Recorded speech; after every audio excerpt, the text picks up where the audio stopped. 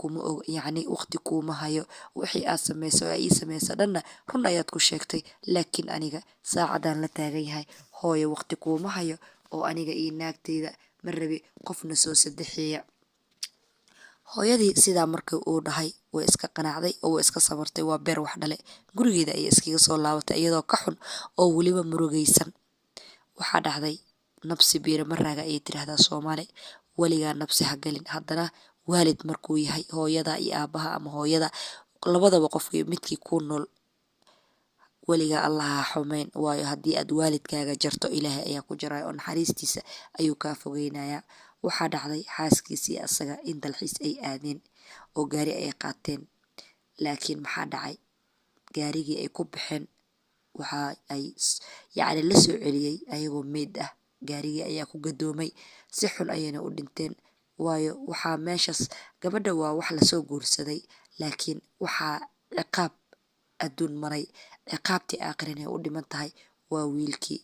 hooyadee waa qaracantay way murugootay waayo qadar ayaa dhacday ma celin karto haddana waa beer wax dhalay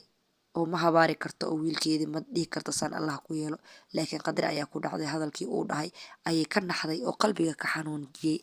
haddana waa ka isheedii ayaa ku dhacday gaarigii ayaa la gadoomay oo uu dhintay marka qisadan ama sheekadan waxaan una gulnayahay waalidkaaga marna ha ku afcelin marna caasi ha ku noqon haddii ay ku nool yihiin haddii aadan waxba u awoodin kelimada wanaagsan waa sadaqo hooyada ama aabaha yacni erayo macaan erayo qabow kula hadal insha Allah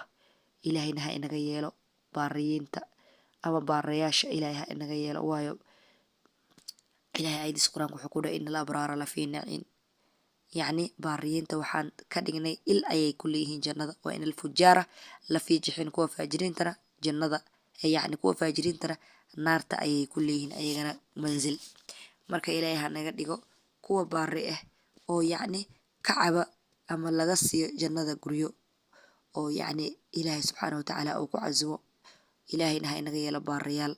insha Allah muuqaalkan waxaan jeclahay inaad walaalaha kala gaarsiiso si ay ayagana uga waana qaataan oo waalidiintooda ay ugu naxariistaan aniga hadda waxaan isleeyahay 90% qof waalidkiisa maanta caasi ku ima jiro laakiin hadday jirtana shaydan ayaa ka xoog badiyay ilaahay ha soo hanuuniyo oo waalidkiisa ilaahay ha u soo nugleeyo waayo hooyo